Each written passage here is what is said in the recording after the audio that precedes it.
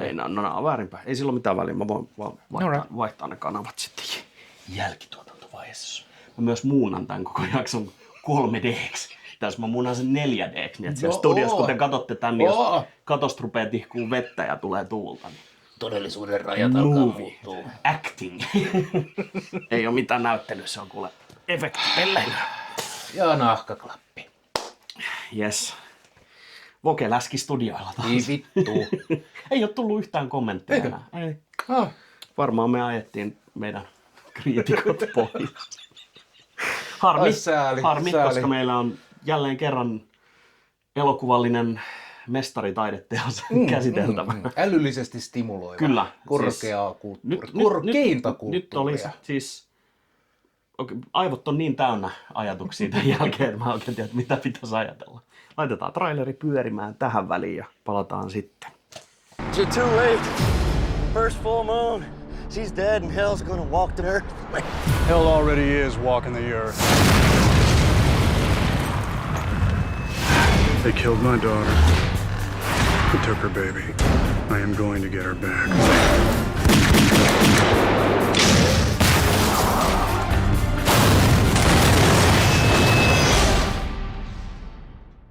Ja tässä nyt traileri varmaan loppui just niin. Joo, sellainen elokuva. Eli tämänkertainen elokuvamme on siis Patrick Lasseterin ohjaama vuonna 2011 julkaistu mestariteos, fantasia-epokki Drive Angry, joskus myös Drive Angry 3D. Kyllä. Ja eikä suotta, koska tämä oli kolmiulotteinen elokuva. Spektaakkeli. Mua melkein harmittaa, että mulla ei ollut niitä muropakkauksesta säästettyjä. Joo. Ja siis, no me joudutaan nyt katsoa 2D. No, niin kuin meillä on päässä ei bittivirta riitä siihen aitoon 3D. Ja tässähän ei siis 3D tarkoittanut niitä efektejä, vaan se oli se, miten monipuolisesti nuo hahmot oli kirjoitettu. Kyllä. Mitä kaikki näyttelytyö ja kaikki oli niin oikean elämän makuista. Kyllä. Se on kolmiulotteista. Mutta siis tällähän on ihan oma genrensä. Tää on tällaista rule of cool exploitation actionia. Joo. Okei.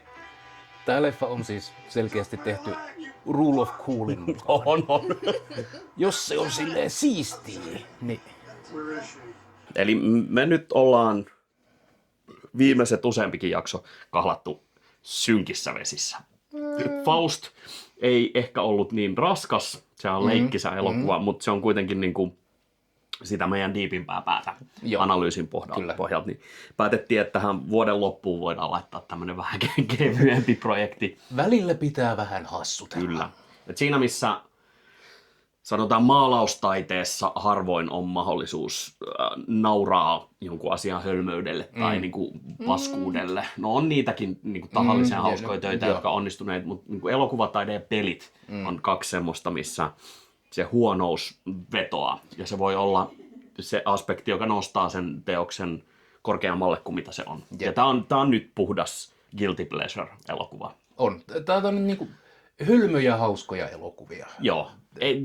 Ei tarvitse paljon ajatella, ja itse asiassa elokuva hyötyy, jos ei ajattele. Joo. Ja siis myös leffa, jonka sanotaan pari viikkoa tämän jälkeen, niin olemassaolo et ehkä muista. Jep. Enää, kunnes sitten joku mainitsee, että muista sen leffon, missä Nick Cage panee sitä mimmiä vaatteet päällä, juo viskiä, polttaa sikaria, sähköttää sen mimmin pimpin kautta omalla kikkelillään ja samalla ampuu ihmisten varpaita.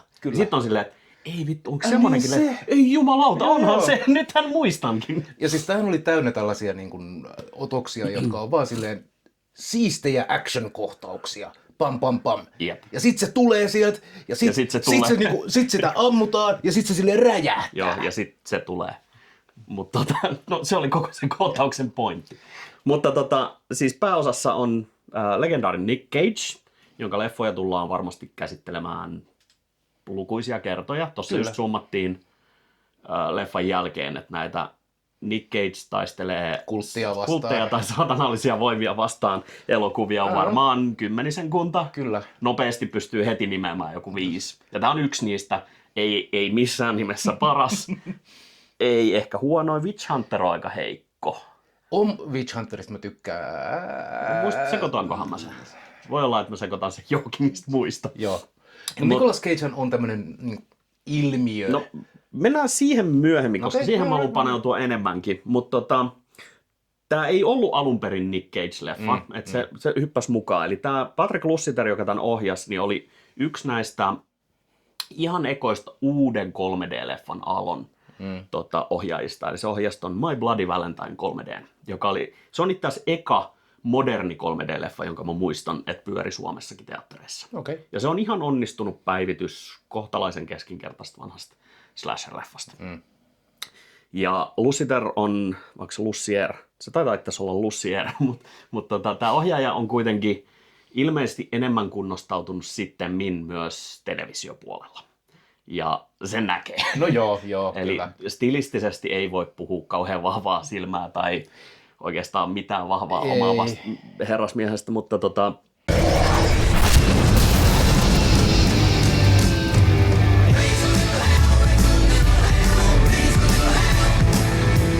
Drive Hungry.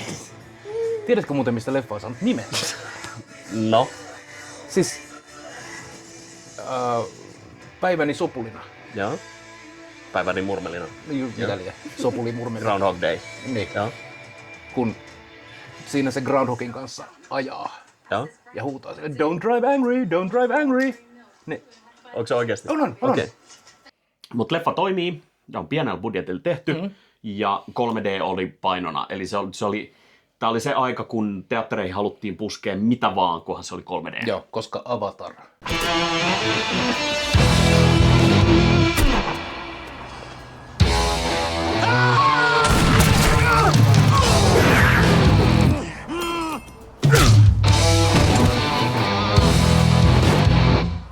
Ei pitänyt olla Nick Cagein, mutta Nick Cage hyppäsi mukaan just sen takia, että oli 3D.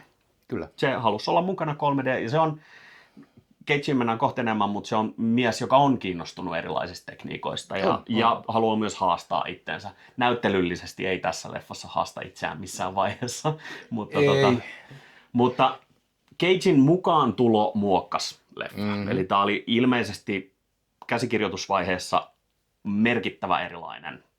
Ja tämä Cagein hahmo oli siinä kässärissä irokeesipäinen, tämmönen bodari, tatuoitu bodari, jolla on silmälappu, se on vittun cool. Ja se oli yksi niistä asioista, mikä Nick Cage halusi, että toi vittu, mä haluan olla toi jätkä.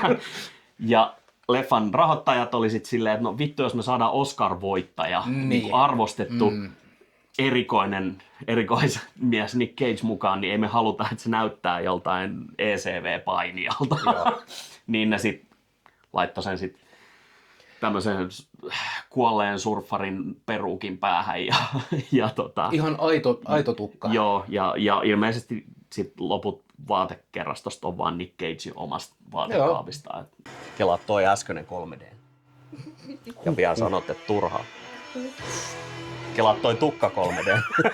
Sitten pääkipeäksi. Silleen meni vähän tylsemmäksi. Tässä on hetkittäin aina näkyy silleen, että se on haavoittunut tai siinä on jotain muuttuu siinä sen luukissa ja se on heti paljon siistimän näköinen nyt. Ja sitten se paranee ja palaa ennilleen. Jep. Sillä on tästä Wolverine-tyyppiset paranemisvoimat. Niin. Mutta muissa rooleissa Amber Heard. Amber Heardin hän kaikki tietysti muistaa muun muassa Johnny Deppin oikeudenkäynnistä. Kuuluisa sänkyynpaskoja. On the fucking house? Relax. You don't throw them muffins out anyway. They're not gonna pay for them. Somebody's gonna have to pay the price, huh? I told you, you fat fuck son of a bitch. Never touch me like that again. Let go of my balls. Shut up.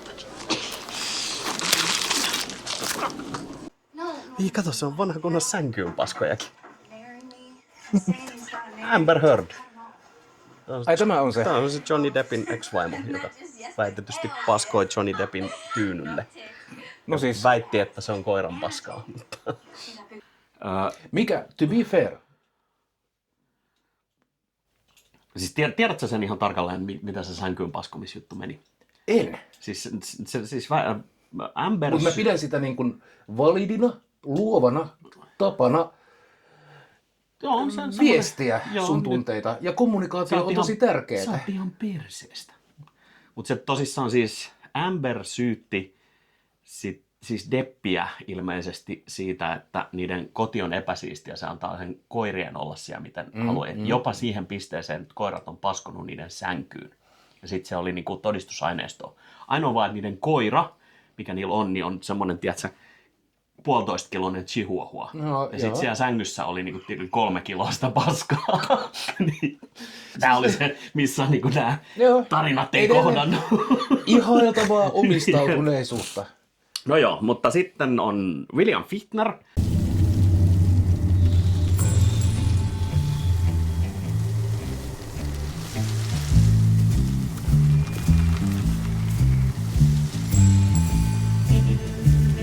Siis William Fichtner, joka näyttelee tätä. Se on aina se pahis, joka onkin hyvis, mutta se on vähän pahis. Se on kuitenkin vähän hyvis.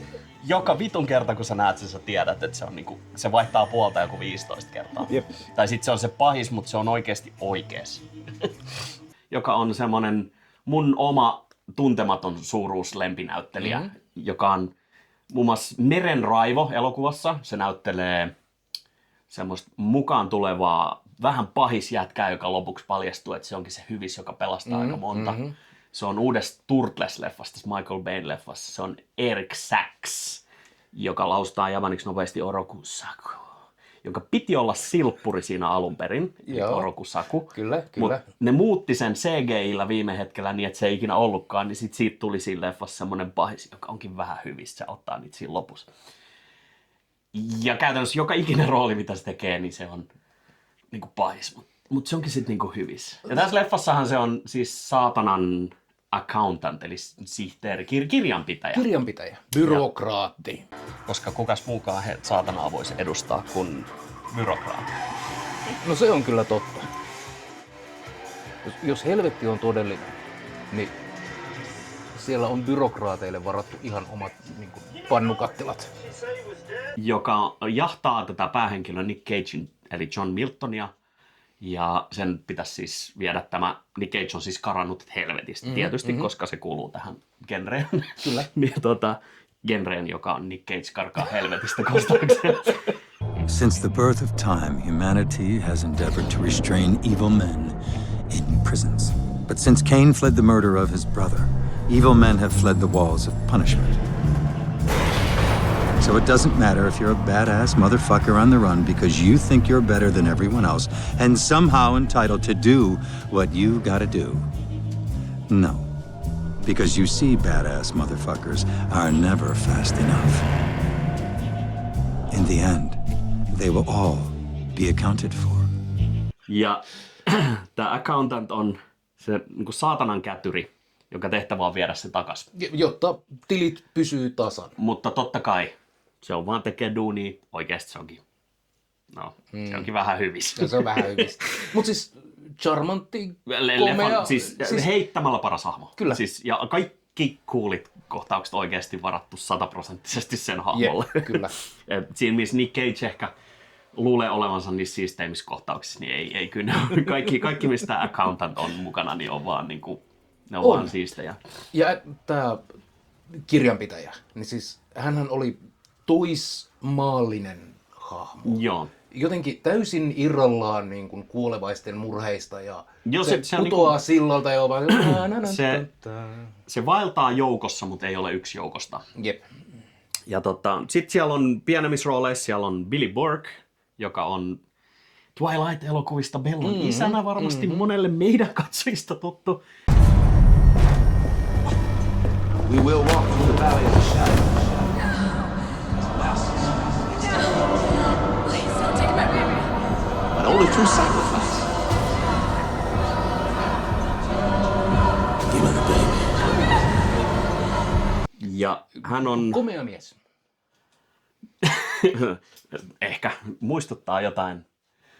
Tuossa elokuvan katsellessa tuli mieleen eräs toinen hahmo, joo. jota hän kovasti muistuttaa. Monipuolisesti, mutta tullaan siihen myöhemmin. Kyllä. Mutta näyttelee tämän leffan pahista. Kyllä. Saatanan palvontakultin... Jonah King. Jonah King. Ja siis on tapoja niinku mussuttaa lavasteita ja halkoo 4 seinää. Ja sitten on niinku tämä aksentti, jonka Billy Burke vääntää tässä, joka on jotain niinku rasistisen stereotypian ja täysin niinku väärän mäinä niinku välimaastossa. Although our own Nathan Brown has recently learned... Look at that handsome devil. Fools do not know how blessed they are to look upon the Messiah of the next age.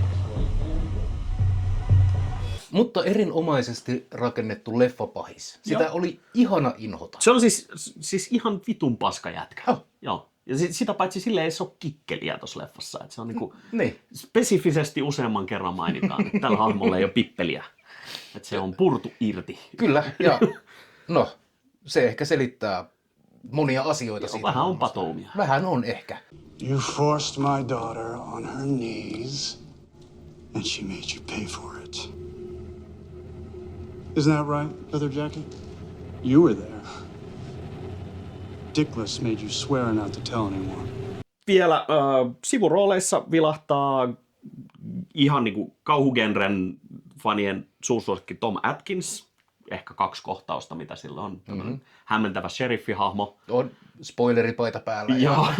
Ja siis, no, Tom Atkins on Tom Atkins. Kaikki, missä on Tom Atkins, on aina vähän parempaa, koska siinä on mukana Tom Atkins. Ja sitten on David Morse, muun muassa lukuisista Stephen King-filmatisoinneista. On kans niinku, kun tarvitaan karismaattinen vanhempi äijä kertomaan, mitä asiaa on. Semmoinen sivuhenkilö, joka voi antaa sitä... Voi dumpata ekspositiota. Kyllä, ja sitten sitä ei enää tarvita. Ja sitten se unohdetaan, että se on edes elokuvassa. Mutta hämmentävästi ei kuole, vaikka niinku vihjailee, että tämä on viimeinen keikka, että tämä tehdään vielä ja sitten kaikki on valmista. Mutta vittu, sitten se kuitenkin jääkin henkiin, että siinä kun uhmattiin genren konventioita. You're dead. Yeah, we've been getting that a lot lately. Ja siis mä olin yllättynyt. Tein taustatyötä, paljastui, että tämä leffan budjetti on ollut $50 miljoonaa. Oho. Ja mun on niinku tosi vaikea keksiä, että mihin vittu se raha on mennyt. No ei ainakaan lavasteisiin ja kuvauspaikkoihin, ei siihen tietokonegrafiikkaan. Cage on tässä vaiheessa ollut ei vielä veropetos Cage, vaan tässä vaiheessa se on ollut semmoinen niinku pikkasen stagnant vaihe, että se on tehnyt tosi hyviä ja tosi keskinkertaisia. Se ei vielä vajonnut niinku ihan maan alle joissain rooleissa. Et se on ollut aika kallis, mutta mä en usko, että se on useampaa miljoonaa enempää ollut tässä välissä. Siinä räjäyteltiin toisaalta hirveästi Mutta se tosissaan ne efektit on ihan puhdasta sianpaskaa. Siis niin PlayStation 1 ajan välianimaatiotasoa, kuin hämmentävän perseestä.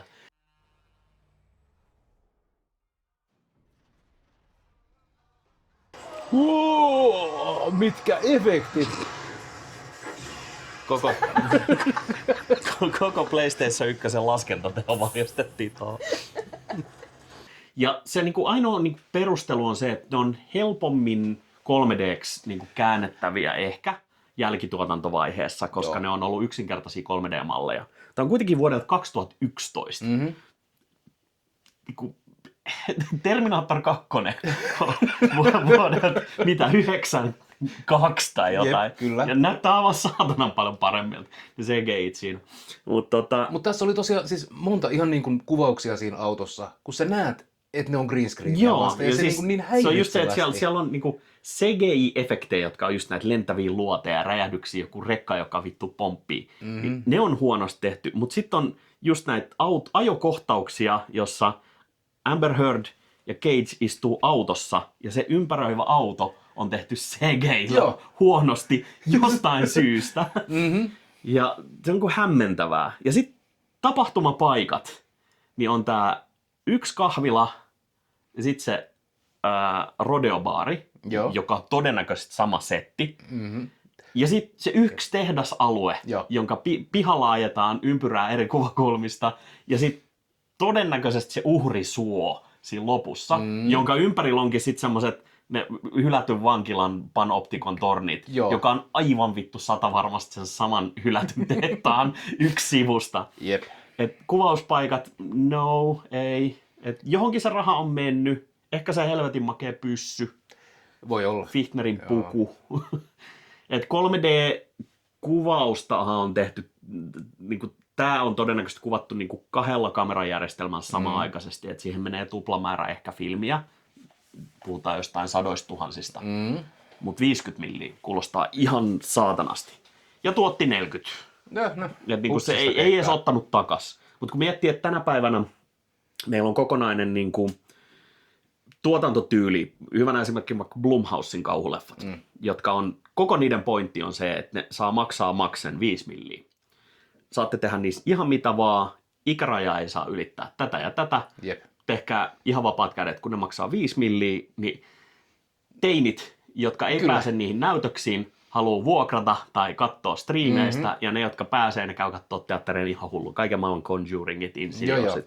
Perustuu 100% siihen. Kun sä jengi katsoo aina kauhua. Teet tarpeeksi halvalla, niin sä pääset aina voitolle. Jep. Vähintään tuplaat rahat. 5 millin budjetti, jos saat 10 miljoonaa, niin sulla on siitä 2 milliä katetta sen jälkeen, kun kaikki kulut on maksettu. Mutta 40-50 milliä niin tämmöiseen, niin vittu 100 miljoonaa on niin tosi iso tuotanto tänä päivänäkin.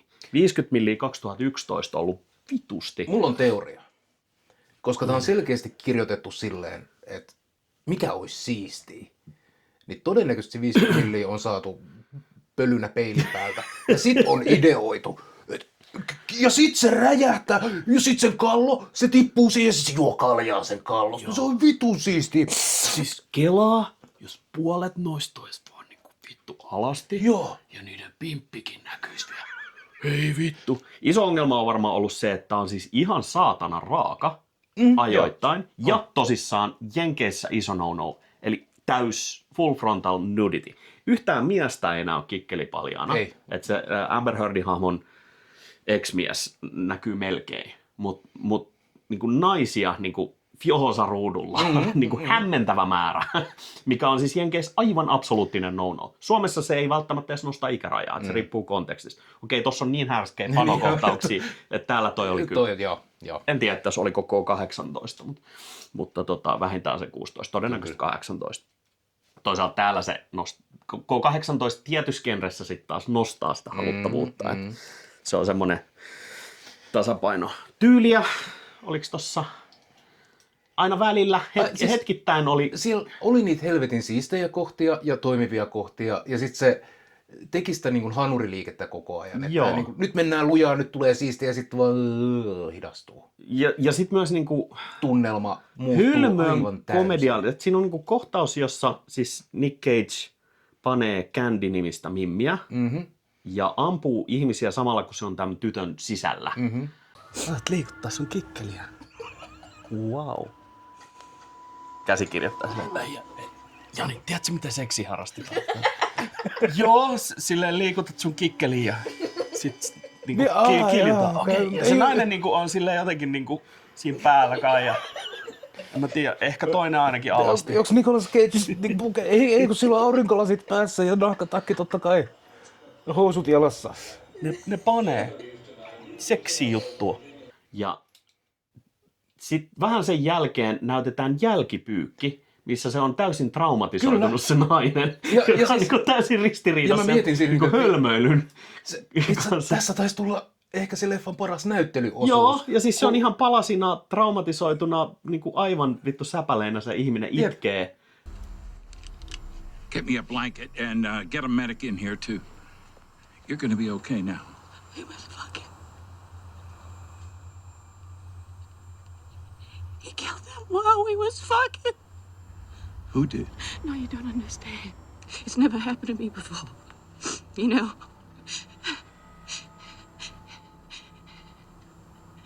Has it ever happened to you? Let's get a shrink in here too. Ja poliisit vähän vitsailee, että vittu pitää ehkä kutsua terapeuttiin. Voi helvetti, tämä nainen on ehkä raiskattu ja se on ehkä koko loppuelämänsä sekaisin. Kyllä. Se on niin kuin aivan vitun niin kuin pimeä kontrasti. On, niin kuin teemallisesti, tunnelmallisesti. Joo. Hypitään kummasti. Nämä on olleet valintoja. Ja sitten niin kuin sama kanssa, niin kuin, joo, nämä pahikset on tosi pahoja, ne niinku kirjaimellisesti haluaa uhrata vauvan ja se niinku näytetään se niinku oikea vauva näyttelijä siinä ja ne niinku haluaa puukottaa sen hengiltä. Mutta sitten samaan aikaan Nick Cage ajaa pilluralliin niiden pihalla ja ajaa niiden yli ja sytyttää niitä tulee ja ampuu hassusti. Se ei niinku... Mut sit niinku isoin ongelma on siis, tämähän ei ole siis missään nimessä hyvä elokuva. Tää on ihan hauska. Mutta tää ei mene missään välissä sinne super hauskat huonot. Tää ei ole niinku The Room tai joku tämmönen, joka niinku oikeasti naurattaa paljon. Tää ei koskaan saa ihan täysin sitä vaihdetta silmään. Tässä ei ajata tarpeeksi vihaisesti. Eli ne kohdat, jossa olisi voinut pistää vielä niinku överimmäksi, niin sit kuitenkin niinku jarrutetaan aina niinku viime hetkellä. Et sitä niinku jäi toivoa monesti. Et se niinku just se panokohtaus räiskintä, niin se on leffan kohokohtia. Kyllä. Ja se tulee ekan vartin sisällä. Joo. Ja sen jälkeen siellä lopussa on hulvaton tappokohtaus ja juopottelukohtaus. Ja sitten siinä välissä on muutama, mutta ne ei niinku missään vaiheessa yllä siihen. Että se ei... Kässäri olisi kaivannut hiontaa. Ois. Ja elokuvaksi, jonka nimi on Drive Angry, niin ajokohtaukset on tehty aivan päin vittuja. Mä en ymmärrä autoista mitään. Mä harvoin tykkään rallielokuvista. Mä oon miettinyt. Siis toi on... Katot minkä vaan leffan, niin se aina ratti liikkuu. Mut sit taas, jos se ei liiku, niin se ei näytä ajat. Ja se on vaan niinku yleinen teatterikieli, joka määrittää sen. Se on näitä niinku tiettyjä manereita, jotka pitää tehdä, että se on uskottavaa, koska sitä on vaan tehty niin helvetin pitkään. Vähän sama kuin leikkausten suunta pitää olla, tai muuten sä heti niinku... Jep. Sitten poikkeus joku sanotaan Drive, vaikka jossa niinku realistinen ajaminen on niinku keskiössä. Niin siinä se ei heiluta, koska se on niinku heti rikkoissa se immersio. Mutta mä olin yllättynyt, miten vähän ja miten keskinkertaista tää... No siis tossa näytetään niinku jenkkiautoharrastajille niinku tosi klassikkoautoja. Ja sit niinku, kun niillä pitäisi ajaa kovaa ja siististi, niin sit näytetään, kun niillä ajetaan hitaasti. Suoraa tietä. Suoraa tietä. Ja sit kun tulee kohtauksia, jos joku vetää vaikka jonkun mutkan ja pitäisi tehdä niinku joku siisti niinku käännös tai jotain, niin nekin on vähän niinku päin vittua. Et siellä ei ehkä ole ollut sit ainakaan 50 millin budjetissa niille stunttikuskeille sijaa. Nämä on ilmeisesti nopeita autoja, kun niissä on noin vauhtiraidat. Ne 5 kilsaa tunnissa nopeammin. Joo. Mustan väri, kato se. Kyllä. Lämmittää sille eri tavalla. Mutta se liekkikuvio, eikö se anna sit 10? Joo. Siis on yhden vaihteen lisää. Nice. Se oli muuten oikeasti aikoinaan. Se Skoda, mikä oli siinä Faustissa, niin siitä siis 5S-versiossa oli vauhtiraita ja 1 vaihde lisää. Se on ihan oikea juttu. Se oli Sport. Ja sitten äänimaailmakin on vähän semmonen, että toivoo, että olisi niinku nostettu sitä V8 mylvintää niinku enemmän framille. Joo, ja jossain vaiheessa kun poliisit räiskii täyssarjaa siellä, niin se kuuluu sille niin joo, ne aset niinku ammunta oli niinku tosi munatonta. Et se on varsinkin Jonah Kingin toimesta. Mut siitä jäi niinku pöydälle jäi potkua pahasti. Kyllä. Osa siitä puuterista, mitä on käsikirjoitusvaiheessa, niin ei ole niinku... On. Ja soundtrackihan oli kans hit and miss. Siellä oli niitä vitun kovia valintoja. Ja sit oli vaan mitä vittua tapahtuu. Mutta eniten mä dikkasin siitä, että kun Nick Cage tekee jotain siistiä. Kitarassa! Joo, aina kitarassa. Ja siis vielä niinku semmonen lähes vittu Japani rock, semmonen ankee. Kyllä. Ja siis se kuulostaa niinku tätä leffaa varten sävelletty soundtrack kuulostaa ihan perseeltä. Kyllä. Siis se on niinku niinku huono TV-sarja 90-luvulta. Yep. Herkuleksen seikkailut tasoa. Ja sitten ne muutamat biisit, jotka iskee tosi kovaa, niin ne on tosi hyvin paikoillaan. Ja mielenkiintoisena faktana, että tähän toi Nick Cagein poika on myös kirjoittanut soundtrackille ilmeisesti pari biisiä ja ne soi. Ja no, ne kertoo ehkä hänen pojan musikaalista taidoista, että en pystyisi nimeämään tai missä kohtauksessa ne soi. Hit and miss. Oli varmaan joku niistä upeista new rock biiseistä, mitkä siinä soi. Mutta siis tässäkin, että silloin kun ne on käsikirjoittanut, siis ohjaaja itse käsikirjoittanut vissiin veljensä kanssa tätä, Joo. niin niillä oli yksi inspiraation lähteestä, oli elokuva nimeltä Vanishing Point, suomeksi Nastalaudassa. Ai jaha. Ootko nähnyt ikinä? No siis se on siis kaahailuelokuvien kaikkien aikojen varmaan paras. Siis siinä on ideana se, että siinä on tämmöinen keikkakuski tai tämmöinen kuriiri, joka on tehnyt rikoksia tarpeeksi pitkään, että se päättää, että no heitetään vielä yksi keikka ja se imuroi pään täyteen kamaa ja laittaa ajastimen päälle ja lähtee ajaa niin kovaa kuin pystyy määränpäänsä. Alright. Ja se koko leffa on sitä taka-ajoa, kun se ajaa kamapäissä haneen. No. Ja siitä on tehty remake myöhemmin, jossa on yhdestä elokuvasta, jossa on tämä Legolaksen skeittauskohtaus, niin siinä on Viggo Mortensen näyttelee pääosaa. Mutta siinä remakeissa on täysin eri ideat. Siinä on mies, jonka vaimo on synnyttämässä, mahdollisesti kuolemassa synnytykseen, ja sen pitää keritä sen luokse ennen kuin se kuolee, ja siksi se ajaa kovaa. Ja sekin on ihan onnistunut. Se on TV-leffa, mutta se ei ole ihan huono. Mutta se niinku 70-lukulainen leffa, jossa siis koko pointti on se, että ajetaan kamapäissään ja ihan vitun kovaa. Missä niinku moottorit mylvii ja autot on itse asiassa samoja autoja kuin mitä tässä käytetään, jotka oli silloin uusia. Noniin. Niin se, että miten semmoista voidaan käyttää esikuvana. Se on vähän sama kuin mä katsoisin Mona Lisaa ja piirtäisin emoji niinku paperille. Jep. Et kopio, jonka sitten joku on pyyhkinyt perseeseen se kakalla käydessään, ja sitten tästä me otetaan tämä meidän taideteos. Että se niin kuin hukkuu. Tässä oli myös paljon sellaisia mytologiaan viittaavia hommia, ja siis niitä oli räiskitty sinne ja tänne. Joo. Mutta mikään niistä ei mennyt sitten syvemmälle. Joo, mutta sitten taas niin kuin, mä diggasin siitä, että pääpiirteittäin, mä en tiedä, mikähän Kreikan mytiikan hahmoista on, ketkä kaikki siellä siis karkaa Haadeksesta. Oi vaikka kuka. Joo, mutta niinku se on niinku vanha tarina-arkkityyppi. Eli tässä John Milton, joka on taas kirjallisesti hienovarainen. onko se Raamattu vai Se kirjoitti se punainen viiva vai mikä? Alastarhon salissa. Kadotettu paratiisi. Joo. Mutta niin, tämä Nick Cagein John Milton on siis, tässä koko leffa aikana ei ihan tasan paljasteta, että mitä se on tehnyt. Se on murhamies, joka on kuollut keikalla. Jep. Ja helvetissä se on oli joutunut... huono aviomies, mutta hyvä isä. Kyllä, eli hakannut vaimonsa, mutta ei hakannut lastaa ehkä. tai jotain. Niin. Mutta on helvetissä pakotettu kärsimään niin, että se joutuu katsomaan sen rakastettujen ihmisten kohtaloita. Ja siellä se näkee, kun sen tytär tapetaan, sen pää revitään irti, kun sen jälkeen, kun se on purrut Jonah Kingin kikkelin pois. Kyllä. Ja sitten sen lapsi, eli tämän Miltonin lapsen lapsi kaapataan ja siitä aiotaan tehdä ihmisuhri. Ja tästä syystä Milton karkaa helvetistä. Mutta miten se ajaa asioita? Se ajaa autolla vihasena. Siis uskotko? Kyllä. Jep. Ja siis tästä mä dikkasin, että jätetään vähän silleen, että niinku, ei meidän tarvitse selittää, miten se otti ja paholaisen siis, auton. Lopussahan jopa vihjastiin siihen, että se niinku sanoo tämä accountant, se sanoo, että no joo, on tää nyt vittu vaikka kuka karannut. Niin. Mutta se mua ei kiinnosta miten. Mua kiinnostaa vaan se, että miten sait sen vitun makeen pyssyn sun mukaan.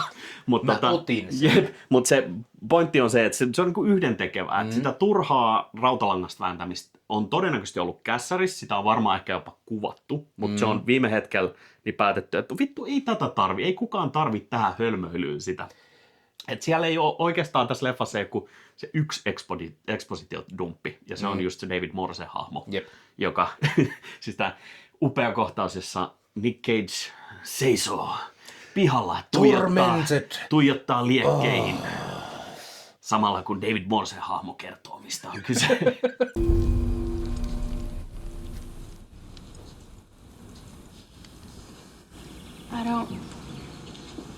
Can you explain this, please? Mutta se mytologiatausta. Siis koko leffan ajan se Milton vihjailee, että se kirjanpitäjä on Anubis. Mikä sä luulet olevassa? Anubis, Charon, Baron Samedi. Joo, sit oli Wotan. Wotan, joo. Joo, Wotan, anteeksi. Mut siinä niinku käydään eri uskontojen... Mut kun ne vaan dropataan Joo, tolleen. ja sit siinä on se, että siis Samedi on siis haitilaista voodoota, joka ei ole uskonto. ja, niin. Ja Sitten se pyöräyttää... Wotan on siis Odin, eikö? Joo, kyllä. Joo, joka on sitten taas ukko ylijumala, joka ei sitten taas tähän... No vedetään vähän suoriksi, mutta siis toki yhteys tällaiseen niin kuin kuoleman jälkeisen valtakunnan hallitsijaan. Jep, mutta siihen kirjanpitäjähän se ei niinku sovi ollenkaan. No ei. Niin, mutta se niinku vittuilee sille, se ei ole suoraa vittuilua sille, vaan sille, miten tässä ei sidota sitä tarinaa kristilliseen saatanaan tai helvettiin tai... Niin, no siis oli ne droppeja kyllä, mutta siis paholaisestahan tässä oli puhe ja kristillisestä helvetistä. Ja jopa Jeesuksesta. Ilmeisesti sekin karkas. Kuulemma tykkää lyhyestä tukasta toisin kuin sanotaan. Mutta se mytologia jätetään semmoiseksi sekasotkuksi, jossa on elementtejä niin kuin sieltä sun täältä. Ja se on mun mielestä hyvä. Niin, no siis jos on tarkoitus silleen, että hei, yleisö ehkä tajuu tämän, ne tietää ehkä mikä on Anubis, niin dropataan se, koska se on vähän siistiä. Se on tää klassinen Dan Brown-metodi. Et jos mä otan tarpeeksi yleisiä taidehistorian viittauksia, niin jokainen lukija voi kokea olevansa hirveän älykkö, kun ne tajuu nämä vihjaukset.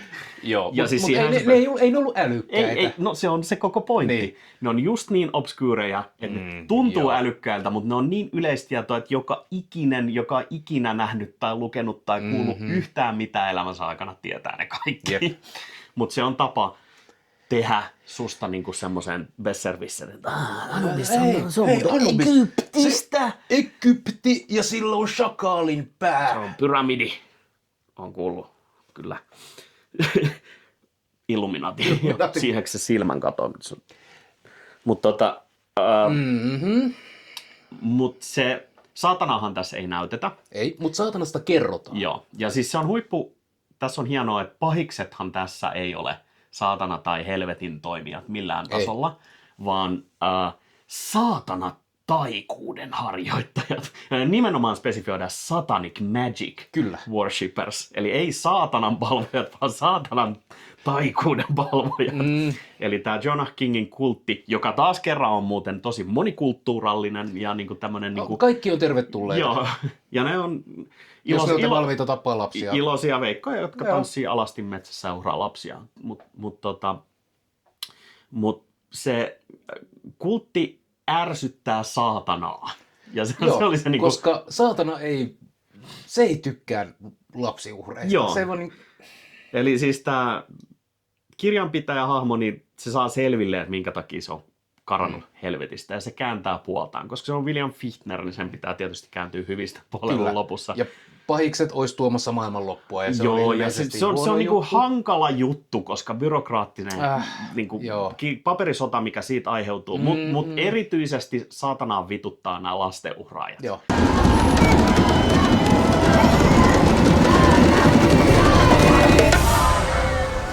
Niin se antaa Miltonille sit vapauden, että jos nyt pyyhkäset nää, että jos sä kuolet tehtäessä tätä, niin mä voitan, ja jos sä onnistut, niin mennään sitten takaisin. Mä voitan sittenkin. Niin. Mutta ne on kuvattu täysinä pelleinä. On. Ja mä haluaisin puhua hetken tästä kultista. Joo. Ja Jonah Kingistä hahmona. Yllättävän realistinen. Joo. Tai ei siis ollenkaan, mutta siis... tämän tyyppisiä hahmoja on siis ihan käsin kosketeltavassa. On. Ja kun tämä Jonah King tuli, ja hänellähän on tämmöinen hyvin flamboyantti wannabe-vampyyri estetiikka. Se haluaa olla silleen tietyllä tavalla cool. Ja se on punainen silkkipaita. On. Aivan vitun isoilla kauluksilla, joka on tosi heti panoviiksien jälkeen kuulee asia, mitä ihmisellä voi olla. Mutta siis sillä on selkeästi tämmöinen niinku rakennettu frontti. Mä haluan olla cool, mä haluan olla niinku kova jätkä. Samaan aikaan se on munaton, sen ruuti on jatkuvasti märkää. Joo, siis se laukoo sillä pyssyllään miten saa, ja se ei vittu osu mihinkään. Ja siinä vaiheessa, kun se osuu Nick Cagea päähän, niin sekään ei toimi. Ja mikä sen ase on? mikä kuudestin laukeava? Kuudestin laukeava pieni semmoinen cowboy niinku showman revolveri. Kyllä, joka on, jota se pyörittelee. Joka on tunnettu siitä, ne on epätarkkoja, epäluotettavia. Ja se on niinku vihjaa siihen, että millainen se hahmo on, mutta se on myös niinku, Miltonilla on se 8-metrinen kyrpäpyssy. Jumalan tappaja tykkipippeli. Jep. Ja sitten täällä pahiksella on se semmoinen pikkurilliä muistuttava, jolla se ei osu kertaakaan koko leffa aikana, paitsi siihen omaan kaveriin, joka on paljastanut, että se on kikkelitön. Niin.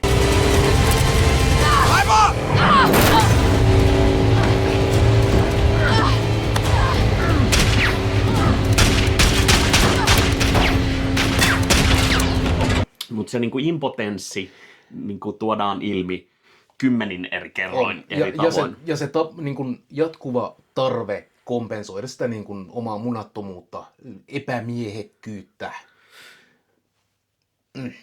Ja niiden kultti ja niiden plääni. Se on tosi tyhmä. Mitä vittua ne aikoo tehdä? Siinä yhdessä lauseessa ne mainitsee sen, että tekemällä tämä uhri ja tuomalla maailmanloppu, niin meistä tulee kuolemattomia. Ja se oli ainoa kerta, kun siinä niin vihjasti, että siinä on joku pointti, että miksi ne haluaa maailmanlopun aikaisesti. Yleensä se on se, että halutaan saada valtapaikka saatanan vasemmalta puolelta, jotain vastaavaa, tai toimitaan saatanan mukaan. Mutta tässä on vaan niin kuin, että me tehdään maailmanloppu, niin me ollaan kuolemattomia. Joo, no siis toki... Mitä vittua? Siis siinä tavoitellaan tällaista henkilökohtaista etua, kyllä, mutta mä yllätyin, miten tyhjä se koko konsepti ole. Miten tämä metafyysisesti toimii? Me shänkätään tätä lasta ja sitten asiat tapahtuu. Täydenkuun aikaan tasan keskiyöllä. Mutta just tässä osavaltiossa. Ja ilmeisesti me halutaan heilata saatanaa, ja saatana ei oikeastaan niinku edes mutta tykkää. mitä niillä oli? Niillä oli karismaattinen johtaja. No näennäisesti siltä nyt no ei siis ollut kikkeliä, väkivaltainen narsisti. Joo, niin kuin yleensä karismaattiset johtajat. Niillä on vitun makea logo. Ja se on ne kutsuva asenne. Hei, nyt on tekemisen meininki. Eli niin, no siis... hyvin pitkälti miten nämä touhut viinaa, avotulta, tanssimista nakuillen. Joo, kyllä mä oon messissä. Kyllä. Joo. Siinä vaiheessa, kun ruvetaan uhraa jotain, niin voi olla, että poistun ehkä Alepaa. Ostaa jäätelöä mieluummin, että jätetään nämä touhut. Joo. Mutta siis eihän ne oli kaikki aivan niin kuin nämä henchmanit ja muut. Ne oli sellaisia, jotka täytettiin reillä. Ei ne oikein siis, saanut hommaa hoidettua. Joo, ja siis todella oudoilla tavoilla. Sitten siellä on tosi ihmeellisiä hahmoja myös. Että niin parhaimpana tämä mies, jolla on ihan aito tukka. Käsittämättömin vitun perukki, mitä on ikinä ruudulle laitettu. Että niin 8K-tarkkuus on keksitty vaan sitä varten, että voidaan näyttää toi jätkän saatana Estelle Gettyn päänahka, jonka se on varastanut ja heittänyt päälaille. Ja se oli semmoinen niinku showstopperi, kun se astuu ruudulle, on niinku... Koko leffan tai niin jokainen kohtaus, jossa on, niin mietit, että niin onko tämä niin joku gagi, että ampuuko ne sen perukin vittuun tai repäseeksi joku sen pois. Ei. Se vaan oli. Siihen ei niin ikinä menty mitenkään. Et varmaan se oli sitten sen oikea tukka. Aivan vitun käsittämätön. Mutta muutenkin ne hahmot siellä... Paljon sellaisia outoja, lyhytikäisiä hahmoja. Niin Natseja ja KKK-jengiä, mutta sitten niin joku alkuperäisväestön jäsen. Ja hengaili siellä mukana, joo. Ja sitten oli se nainen, joka oli melkein sidekick tälle pomolle, joka vaan ajetaan yli. Hillittömän hieno kohtaus.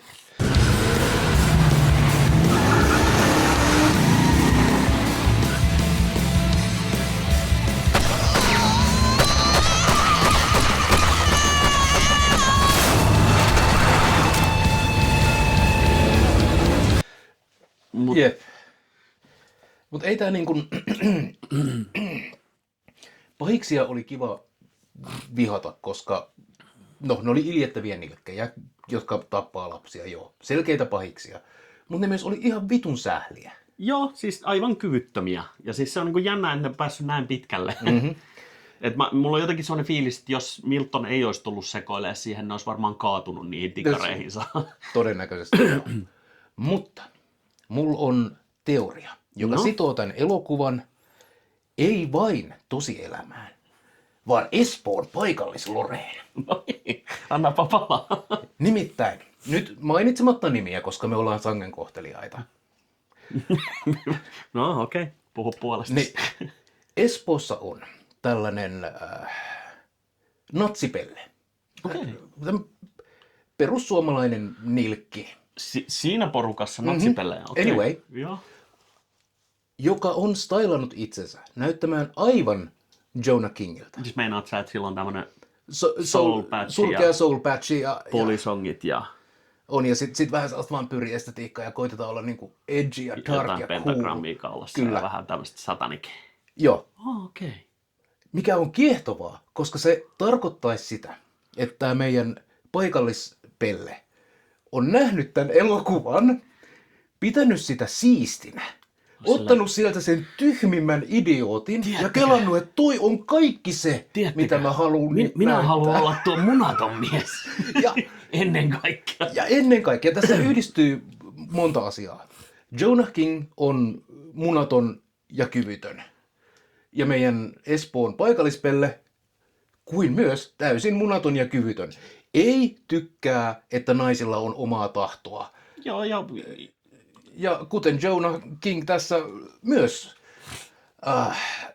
vaimonsa hakkaamisesta tuomittu. Ja kuten persujen keskuudessa tapana on. Persujen keskuudessa tapana Jos ei ammuta kännissä baarin pihalla, niin... Niin. Ja tää on niinku kiehtovaa katsoa. Niin, jos... Kuin vitun tyhmä sä voit olla. Kuin ihan oikeesti. No joo.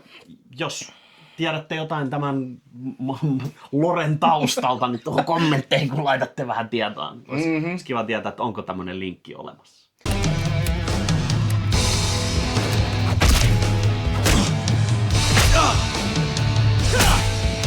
Anyway, tällä tarinalla on hauska loppu. Joo. Koska siinä vaiheessa, kun viimeisimmät vaalit oli, niin tämän persujuntin kotiväkivalta keissiä katsottiin vähän mediassa ja se vaikutti hänen äänestystuloksiinsa. Kuinka ollakaan? Ja häntä ei yllättäen valittu. Jännä. Mikä on siis sinänsä yllätys, koska jos sä oot persu, niin se, että sä oot ihmisperse, olisiko on peräti plussa. näin, että ihan kuin häneltä olisi niinku metaforallisesti ammuttu munat irti tällä uutisella. Voipi olla, että teoilla on seuraukset, ja jos sä oot ihan vitun tyhmä, niin et sä saa oikein mitään aikaa. Mikä kuvaa hänen poliittista uraansa. Yes. Kukaan teistä ei varmaan nyt arvaa, että kenestä on kyse, mutta katsotaan, miten tämän saa editoitua ilman litigaatiota.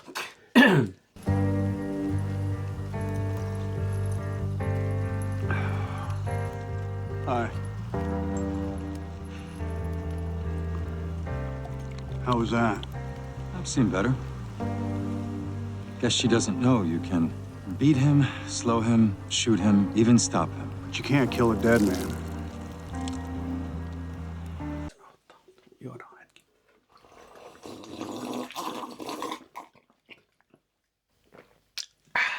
Tämä oli kyllä älyllisesti kutkuttava. Kiehtova elokuva.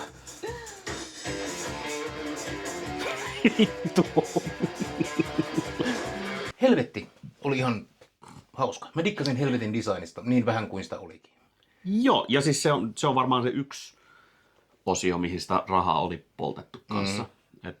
Tässä on 2 kohtausta. Näytetään se nopeasti se pako ja sitten se näytetään se paluu. Kyllä. Ja siinä se on ihan uskottavan näköistä CGI. Joo, no ja se siis... muistutti, että mä en tiedä, ootko sä Konstantinea nähnyt ikinä? Olen, kyllä. Joka on, no mä just hankin sen uudestaan 4K-levynä. Mä oon nähnyt sen viimeksi silloin, kun se tuli teattereihin. Ja en pitänyt ollenkaan. Mutta mä muistan, että siinä oli ne helvetti visiot, oli aika makeita. Joo. Mutta tässä oli eikö sama. se, missä on Keanu Reeves? Keanu Reeves, joo. Ja siis sehän on, no palataan siihen, koska me varmaan sekin käsitellään. Mutta siis sehän on ihan täys raiskaus siitä Garth Ennisin sarjakuvasta. Niin joo, se siis ei oikein. Merkittävästi pieleen mennyt. Lähdetään siitä, että siinä on helvetti Shia LaBeouf kästetty hahmoksi, joka on sarjakuvassa 50-vuotias brittitaksikuskimies. Niin se on 18-vuotias jenkki brat. Niin. Niin no joo. Mutta siinä leffassa oli kyllä tosi hyvä paholaiskuva. Mä dikkasin siitä. No jumala, valkoinen puku Peter Stormare niin. paholaisena ja Tilda Swinton arkkienkeli Mikaelina. Niin. Mutta joo. Mut mennään siihen, kun mennään siihen. Mutta tässä helvetti on massiivinen vankilakompleksi. Sen palava inferno. Joo. Portit, huomasitko Auschwitzin portit? Oliko? Oli. Siinä kun se ajaa niiden läpi, niin näkyy niinku ehkä puoli sekuntia. Okei, pitää katsoa. mä saan sen. Se on niin tunnistettava se kaari. Että se, No mikä olisi helvetti. Kyllä. Mutta dikkasin siitä, että sinne myös ajetaan Highway to Hellia. Ja Golden Gate sillan läpi jostain syystä. Koska se näyttää hyvältä. No se on kaarituettu silta, niin onko se kaarituettu rintaliiveissä? Pylväs. Mikä se on? Pylväs. No kaarituettu. Kaarituettu ihan sama. tissisilta. Iso kuppi koko, ei kun mitä. Mutta sain juuri viestin kullinnuppiin, niin mitä apua.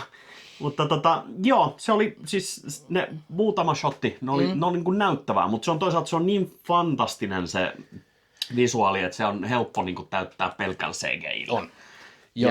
Ja siinä myös siihen lopun helvettikohtaukseen liittyy mun mielestä se ainoa oivallus niiden autojen suhteen, ja se on se, että tämä paholaisen ultimaattinen auto, jonka se lähettää tälle kirjanpitäjälle, on tietysti Cadillac Devil, Coupe Devil, joka on siis kuuluisa myös Kristiine tappaja-autona. Tosin tässä se oli musta. Punainen olisi ollut helvetisti siistimpi, mutta se olisi näyttänyt... punainen olisi ollut se edellinen auto. Joo, ja se olisi näyttänyt ihan perseältä siinä CGI:ssä, joka on Liekkimeri. Että se on niinku varmaan yksi. Mutta kuitenkin tajusivat laittaa sen auton. Koko ton leffa ajan, silloin eka kerran kun mä oon tän nähnyt, niin oli silleen, että no vittu, että miksi nyt ei saatana ajaa sillä autolla, joka kuuluu tähän loreen. Mutta mä tykkään siitä, että helvettihän on tylsä, jos se on Liekkimeri ja sit sä vaan grillaannut siellä. Joo, ja helvetistä pitää saada jotenkin mielikuvituksellisempi. Ja sä oot itse asiassa joskus kuvaillut sen niin, että on niin kuin vaikea kuvitella sellaista helvettiä, johon ihminen ei tottuisi. Eli semmoinen kuin kärsimyksen helvetti jossain vaiheessa kääntyy vaan tylsyydeksi, koska ihminen tottuu kaikkeen. Ei ole sellaista kärsimystä, jota minä en voisi fetisoida. Niin. Tai joku. Mutta tässä se Milton selittää, että sen sijaan, että häntä kidutettaisiin, niin hänet on pakotettu katsomaan, kun hänelle rakkaita kidutetaan koko ajan. Kyllä. Se on sitten kysymysmerkki, että mitä tapahtuu, kun hänelle rakkaat loppuu kesken. Mä luulen, mulla on teoria. Onko sitten synnit sovitettu? Ei, vaan kenties siinä vaiheessa, kun sulla ei ole enää linkkiä maan päälle. Sulla ei ole enää eläviä... Niin, no sä lakkaat olemasta. Joko sit se lähtee luuppaamaan ja sitten se käy tylsäksi. Joo. Tai sitten sun kärsimys on done ja sitten tulee annihilaatio-oppi toteen ja sä lakkaat olemasta. Tai sä oot puhdistunut synneistä ja sä pääset taivaaseen. Tai sun annetaan paeta helvetistä, jotta sä voit luoda pari uutta linkkiä, jotta sut voidaan laittaa kärsimään lisää, jotta saadaan jatko-osa.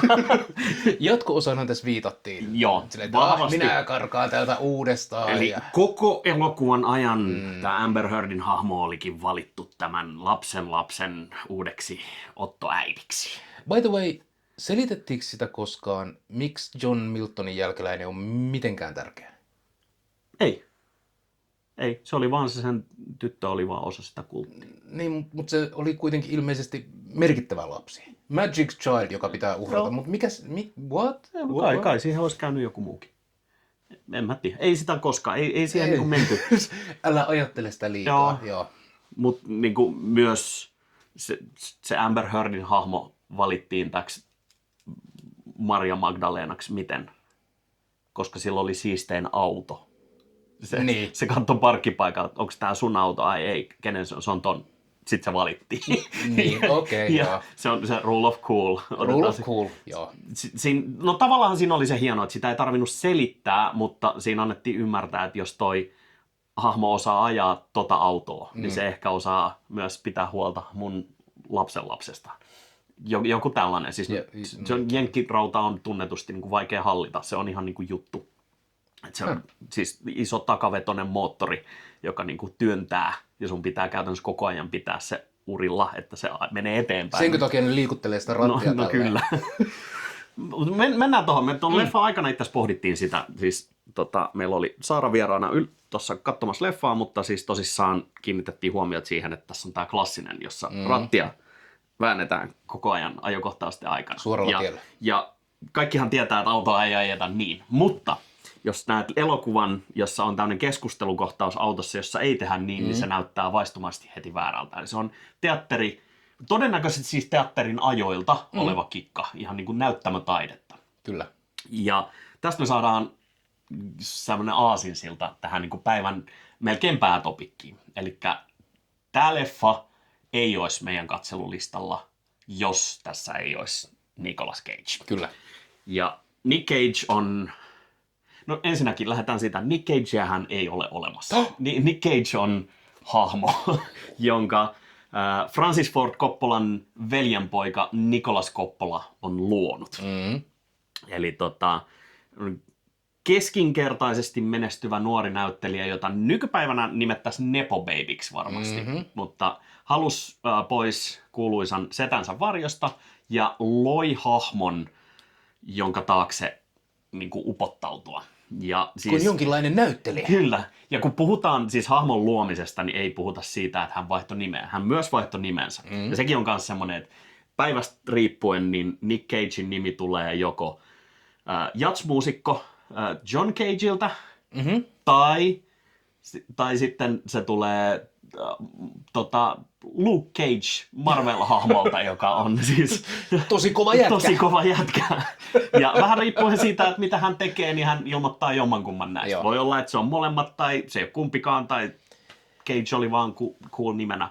Mutta siis se ei rajoitu pelkästään nimeen, vaan siis jos katsoo niitä ihan varhaisimpia miehen leffoja, niin puhetyyli ja jopa puheääni on täysin erilainen. Hän tietoisesti luki oppaita, kävi teatteriohjaajien kursseilla, kävi niin kuin äänenkäytön hallintakursseilla, kiinnitti huomiota siihen, että maailman historian todennäköisesti kaikkien aikojen taitavin miesnäyttelijä, Marlon Brando, ja siis on kiistaton fakta, siis täysin ultimaattinen seksisymboli. Mullisti siis metodinäyttelemisen ihan 100% olemalla täysin metodia vastaan. Sehän on kuuluisa siitä, että sitä ei vittuukaan kiinnostanut opetella mitään reploja. Saattoi ilmestyä kuvauspaikalle ämpäri päässään ja vaatia, että se kirjoitetaan mukaan käsikirjoituksen oikea keissi. Palkannut lyhytkasvuisen näyttelijän mukaan hahmonsa viereen, jonka on puustanut samoilla vaatteilla kuin itsensä täysin selittämättömistä syistä, tai raiskasi vastanäyttelijänsä ruudulla, joka päätyi elokuvaan Viimeinen tango Pariisissa kohtaus, koska sekin on eräänlaista metodinäyttelemistä. Ja sen takia ei ollut enää ikinä tervetullut muun muassa Ranskaan, koska raiskaussyytä hänellä ei ohjaajalla. Kumma juttu. Mutta Brando oli myös täysin fiktiivinen hahmo. Oikeasti se oli patalaiska älykkö, jota ei kiinnostanut olla parasvaloissa ollenkaan. Se loi tämmöisen imagon myyttisenä, elämää suurempana hahmona. Osa näistä, mitä mä kerroin, ei ehkä tapahtunut. Osa ehkä tapahtui. Myöhäisimpinä vuosina oli kuuluisan vaikea, mutta saattoi tulla ihan niin kuin aivan susipaskoihin leffoihin niin kuin tyyliin, että hettäkää millin, niin mä tuun ja Pierasen kankaalla. Ja sitten se leffa pystyttiin vieläkin myymään, sillä vaikka se oli 400-kilonen, joutui ottaa lisähappea jokaisen askeleen jälkeen, ei vaivautunut opettelemaan, jotenkin vaan kirjoitettiin mukaan. Mutta Nick Cage näki Brandon roolisuoritukset ja kiinnitti huomiota siihen, että sillä on todella poikkeuksellinen ääni. Ja sitten jälkikäteen myös Orson Wellesin tosi kimeä, omituinen ääni. Ja omituinen puhetyyli ja intonaatio on ihan ihmeellinen. Yksi asia, jota tässä myös oli Accountantilla. Se intonoi tosi oudosti. Fichtner puhuu ihmeellisesti. Joo, mutta se lisäsi sen sitä tuun puolen outoutta, poikkeavuutta. Anyway. Mutta Cage yhdisti niinku Brandon ääntä, puhetyyliä, loi aksentin, jos ei ole oikein mitään järkeä. Se on syvää etelää, mustaa slangia, se on kimeä, mutta samaan aikaan niin menee välillä matalaksi. Omituisia hihityksiä välissä. On ja mannerismeja ja joo. vaan niin kuin ja siis se on täysin joko kadonnut sinne omaan hahmoonsa tai sitten pystyy vielä tänä päivänäkin pitää 100% sen hahmon niin kuin framilla kaikissa julkisuuden esiintymisissään. Että se ei niin kuin enää laske sitä pois. Toki noin kohta 50 vuotta näytellyt, niin se väkisinkin alkaa muuntua siksi, mitä niin kuin näyttelee. Mutta onhan toi kiehtovaa, että sä voit muuttaa sun persoonaa. Sä voit näytellä ja tehdä siitä niin keskeisen osan sinuutta, että sitä ei voida enää irrottaa. Joo, ja se on sitä, me ollaan aikaisemminkin käsitelty sitä, että voit sä viihteen metodein vaikuttaa ympäröivään todellisuuteen. Kyllä, sä voit muuttaa itsesi ihan täysin, kyllä. Ja sitä kautta välittömästi myös sua ympäröivä maailma muuttuu läheltä ja osittain myös kaukaa. Kyllä. Et niinku Nick Cage on alkanut tämmöisenä prestiisinäyttelijänä. Et sen ekat roolit, Moonstruck, jopa tämä Vampyyrin päiväkirja, Leaving Las Vegas, josta se voitti Oscarin, vakavasti otettavia draamarooleja, jossa se vetää ihan hillittömästi välillä yli, mutta se on niiden niinku teosten puitteissa. Ja sitten jonkun helvetin Mefistofeleen kaupan kautta se oli hetken aikaa 90-luvun puolivälistä 2000-luvun loppuun yhtäkkiä mega macho toimintatähti. Joo. Tuli niinku The Rock, Face Off, Con Air, niinku tämmöisiä niinku ultra megaspektaakkelileffoja, jotka ei niinku jälkikäteen kun ajatellen niinku ikinä kukaan kästäisi niinku Nick Cagea niihin. Se olisi Dwayne The Rock Johnson, niinku 100%, Jason Statham, mutta jostain syystä Nick Cage vedettiin niihin ja se toimi. Ja se toi, koska se on oikeasti taitava näyttelijä, niin se toi sitä inhimillisyyttä siihen. Siinä missä joku, no sä oot Con Airin varmasti näin. Niinku mega paska leffa, ihan vitun hyvä leffa. Siis niinku, se on niin hirveet kuraa parhaalla mahdollisella tavalla ja täysin tietoisesti. Mutta Nick Cage, se on niinku ihan hillittömän urpohahmo. Put the bunny back in the box niinku kohtaukset, kaikki nämä.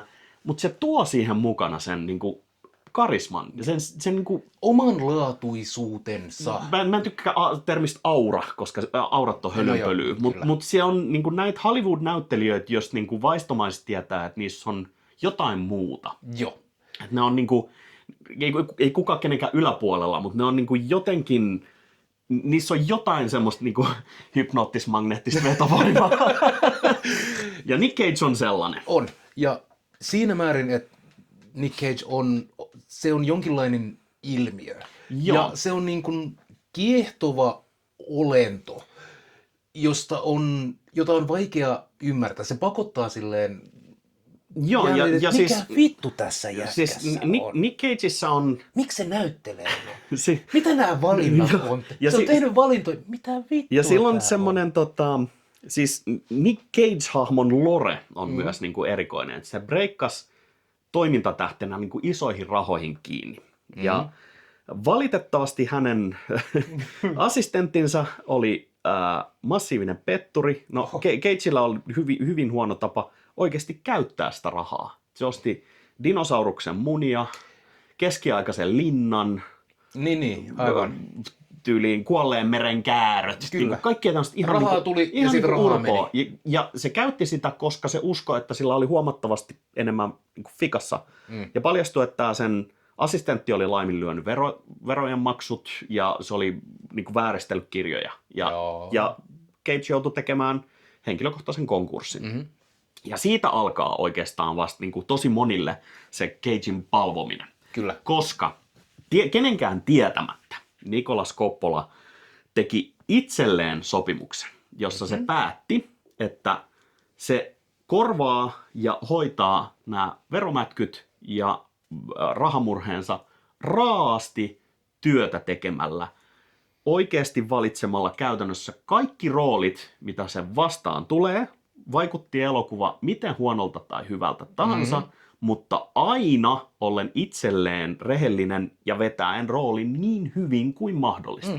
Ja tuossa 2 vuotta sitten se sai kaikki velat lopulta kuitattua ja maksettua, ja se julkisti tämän sen suunnitelman. Ja se kirjoitti siis useamman sivun tekstin, jossa se paljasti, että hei, olen tehnyt elokuvia, joille monet teistä ovat nauraneet ja ajatelleet, että olen seonnut ja näin, ja paljasti koko sen jutun, ja siinä paljastui se, että ja se on niitä harvoja hetkiä, kun se on näyttänyt esiripun taakse, että by the way, I know what's up. Minä tiedän, että olen meemi. Niin kuin ihan 100%. Että okei, siellä on joukossa niiden sen superhuonojen leffojen, niin kuin joukossa on oikeasti tosi huonoja leffoja, missä myös Nick Cage on tosi huono. Hyvänä esimerkkinä Wicker Man remake, joka oli siis sen oma intohimoprojekti.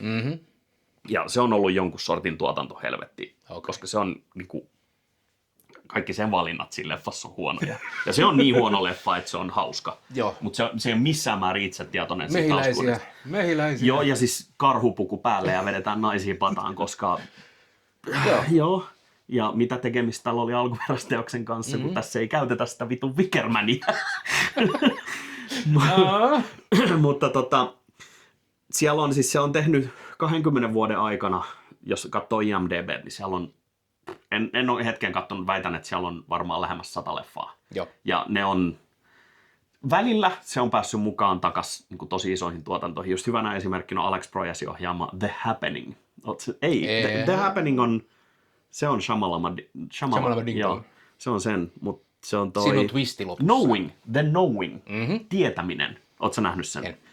Siinä Nick Cagein lapsi löytää tämmöisestä time-kapsulesta, jonka joku luokka on 60-luvulla haudannut, tämmöisen paperin, jossa on numerosarja. Ja se numerosarja paljastaa kaikki luonnonkatastrofit ja katastrofit, mitä tapahtuu. Että siellä on päivämääriä ja koordinaatteja ja jotain, josta selviää, että nyt tippuu lentokone ja se kiihtyy koko ajan. Oh no. Ja maailma loppuu. Ja vain Nick Cage voi katsoa, kun maailma loppuu, se leffa loppuu, se maailma loppuu. Alright, okay. Muistaakseni.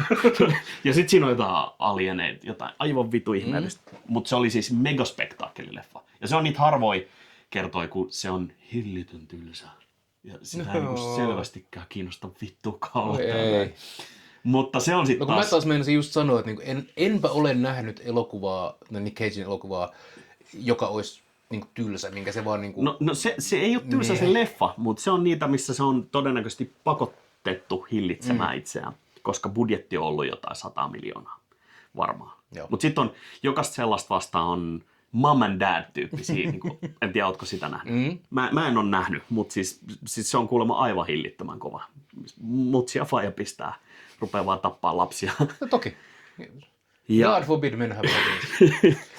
Ja Cage on taikaa. On, ja sillä on näitä niin saatanallisia symboleita, ja siis tosi usein ja aivan kaikessa. Se ainakin tämä Nick Cage-hahmo on vahvasti taikauskonen. Siis niin kuin, pitää mukanaan ties minkälaisia taikakaluja. Sillä on kutistettuja päitä tiettävästi ollut kuvauspaikoilla ja kaiken maailman niin kuin esoteerista hilunkilua ja muuta. Ja tässä on nyt muutama Longlegs ja sitten se vampyyrielokuva. Renfield. Sillä on joku 5 vampyyrileffa. Ja kaikissa toistuu Hail Satan! Ja sekin on niinku osa sen juttua, ehkä. Mitä toki arvostan. En ihan ymmärrä, mikä sen what's going on, mutta se mysteeriselittämättömyys kuuluu siihen sen juttuun. Ja siis niin vielä siihen metodiikkaan palatakseni. Sä mainitsit aikaisemmin jossain jaksossa sen kabuki-näyttely. Ja se on tosissaan ottanut siis tekniikkaa sieltä, ilmeet. Se on klassinen face-offista, missä se klähmii kuorossa nuorta naista. Ja silloin on semmoinen täysin vääristynyt ilme. Laitetaan sitä tähän ruudulle. Se on ylikorostettu. Ja se on siis 100% kabuki-ilme. Kyllä. Siis se on ihan täysin kabuki-lavalla tehtävä japanilaiseen kulttuuriin kuuluva ylinäyttelyilme. Kyllä. Ja siellä on paljon tämmöistä niin överiksi vedettävää ilmeilyä ja muuta, joka näyttää jo niin kuin toismaalliselta. Joo. Se ei näytä enää siltä, että niin kun tässä näyttelijä nyt näyttelee jotain muuta, vaan jollain tasolla tässä nyt on en osaa selittää. Ylinäyttelyn, jotta... No, unhinged on mun mielestä aika hyvä termi. Jotta katsojat niin kuin tietää, että tässä nyt näytellään ja tapahtuu tämä näyttelyn rituaali. Joo, jotain That's tällaista. fucking weird, man. Koska yleensä me ollaan totuttu siihen, että koitetaan näytellä niin kuin luonnollisesti, niin kuin ihmiset niin kuin oikeasti ehkä käyttää. Jos sun pitäisi valita Cagein leffoista oma suosikki, niin mikä? Witch Hunter mainitsit. Witch Hunter, no joo, se on niitä niin kuin... Mielestäni se on jotenkin keskinkertainen. Minä tykkään Face Offista. Face Off on hyvä, mutta mä sanoisin, että Travolta vielä siinä. No, koska se pääsee näyttelemään sitä pahista pääosan ajasta. Ja ne on molemmat seksikkäitä miehiä, jotka biifaa keskenään, niin... Niin, joo. Ja Travolta vielä skientologikaapissa oleva. Mutta mä en tiedä, ootko sä nähnyt ton Bad Lieutenant 2 Port of New Orleans? No, enpä ole. Siinä on leffa, joka on nimeltään niin typerää, että sen voisi ohittaa olankohauta. Ootko Paha poliisi ykköstä, siis Bad Lieutenantia? En. Harvey Keitelin tähdittämä Abel Ferreran ohjaama, siis korruptoitunut poliisitarina. Siis kertoo aivan hillittömän pahasta poliisista. Ne on yksi niistä lukuisista leffoista, jos Harvey Keitel tykkää näytellä kikkeliään ruudulla niin kuin about joka toisessa kohtauksessa. Mutta I know what I'm about. Tiedätkö ohjaajana Werner Herzog? Olen kuullut. Kyllä. Yksi elokuvahistorian tärkeimmistä ja lahjakkaimmista ohjaajista, jos minulta kysytään, niin alkoi ohjaamaan elokuvaa, jossa on päähenkilönä täysin fucked up poliisi, joka on kamakoukussa. Ja vähän tarinat risteää siitä, että miten se menee, mutta ainakin Herzogin sanojen mukaan sillä ei pitänyt olla mitään tekemistä Bad Lieutenant-elokuvan kanssa, ja ne kuvasi sen, ja sitten tuotantovaiheessa se päätettiin yhdistää Bad Lieutenantiin. Okay. Ja sillä lopputuloksella, että siis niillä leffoilla ei ole temaattisesti vähän yhteistä, mutta Abel Ferrara, tämä alkuperäisen ohjaaja, tämä leffa-ohjaaja, joka on kuuluisa aivan vitun killari sekopää. Ensimmäinen elokuva oli nimeltään Thriller Killer, joka kertoo tällaista kituvasta taiteilijasta, joka taidetta ei ymmärretä, niin se rupeaa poraa vittu jengiä päähän. Hei. Näyttelee itse pääosaa käsikirjoittamassaan elokuvassa. Todella lahjakas ohjaaja, Kuumakalle, sai kuulla tästä projektista, ilmoitti, että hän haluaisi mennä paikan päälle ja vetää Werner Herzogin vittu pataa ja hakata sen vittu mössöksi, tappaa se saatanan paska, joka yrittää vittu Iilimadon tavoin imeä hänen mestariteokseltaan virtaa. Ja Werner Herzog saksalaiseen tyyliinsä ilmoitti, että olen kuullut Abelista ja pelkkää hyvää. Olettaisin, että jos kohtaisimme, varmaan saisimme puhuttua asiat halki. Ja siis diplomaatti. Henkeä ja vereen. Ihmismielen tutkija. Siis Herzoghan on sitä. Se on vittu tehnyt 5 leffaa Klaus Kinskin kanssa, jossa se on uhannut tappaa kaikki. Niin siinä tuppaa rauhoittumaan vähän villimpikin mies. Mutta Bad Lieutenant 2 on... se on semmoinen leffa, että se on jäänyt liian vähälle huomioon. Se on oikeasti hyvä leffa. Se on oikeasti elokuvataidetta, toisin kuin Drive Angry. With a single thrust of this dagger, we shall all be set free!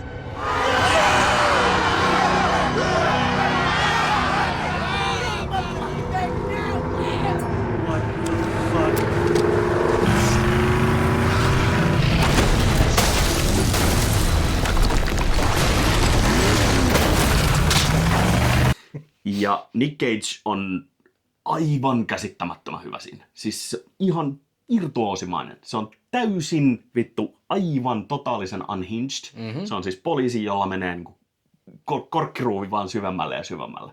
Ja se on tehty se leffa niin, että se osittain näytetään sen perspektiivistä. Että se menee paikalle tutkimaan huumediili, joka on mennyt päin vittuja. Ja siellä on ammuttu jengiä. Se tyyli eka imuroi niiden huumeet, kun se pääsee paikalle. As you do.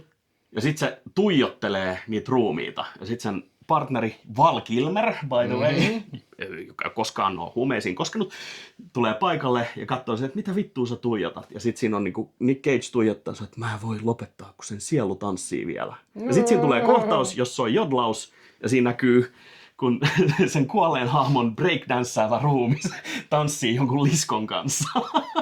Ja se on niinku, se menee sinne maniaan niinku syvälle. Joo. Ja se kuulostaa tyhmältä, mutta se on oikeasti hyvä leffa. Ja siinä on yksi kohtaus, jossa se menee kuulustelemaan vanhainkotiin tällaista rollaattorilla kulkevaa jotain 80 mummoa. Ja se on piilossa sen huoneessa oven takana. Ja kun se mummo tulee sinne huoneeseen, niin se ajaa partaa siellä oven takana. Ja se vetää sitä mummoa turpaan ja se rupeaa kuulustelemaan sitä aseella uhaten lattialla.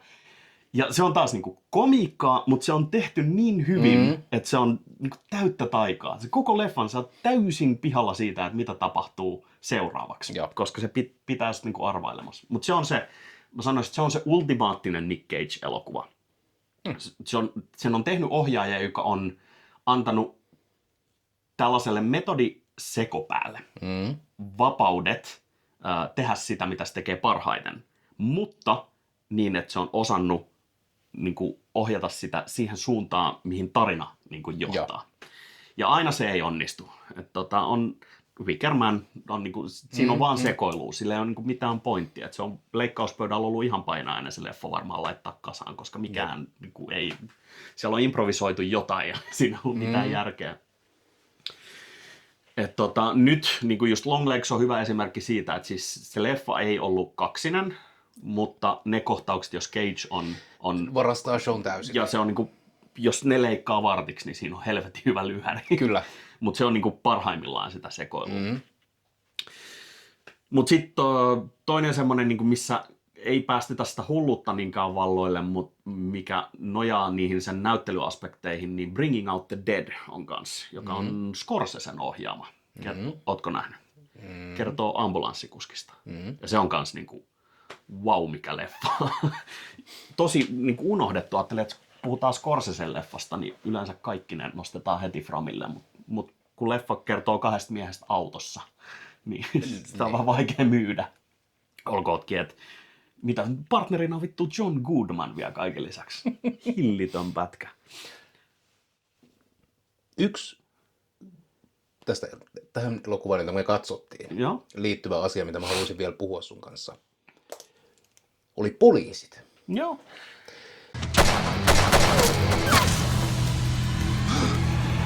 Drop it! No! Die, mother! Not you!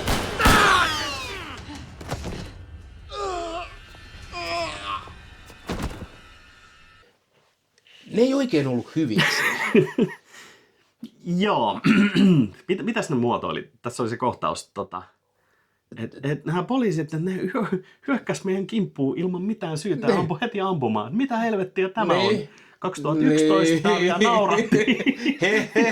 Ja sitten sellaista niinku kevyttä läppää, että hei, ne tulee, tähdätkää sitten renkaisiin eli päähän. Joo, siis se oli se Atkinsin sheriffi, joka niinku ilmoittaa näille, että no niin, kohta he lähestyy ja sitten muistatte, että ammutte renkaisiin heti kun näette. Ja sitten on silleen, että okei. Ja sitten niinku kainalopieruna se, että ja renkalta on sitten pää. Kyllä. Ja sitten se kirjanpitäjä tulee paikalle, niin se... Pumo, haluatko sä, mä ammun sitä renkaisiin? Gentlemen, these two have killed two of our own. I know you want to make the pay. Therefore, when I tell you to aim for their tars, what I mean is, aim for their heads. Tekijöillä oli ehkä joku statement tässä.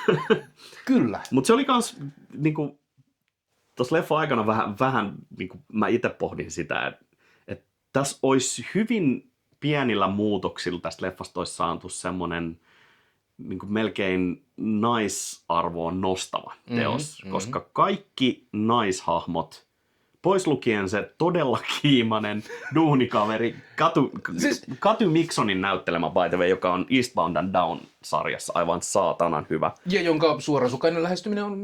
Joo, mutta niinku se haluaa. Pois lukien, niin nämä naiset oli niinku realistisia ja traumatisoituvia.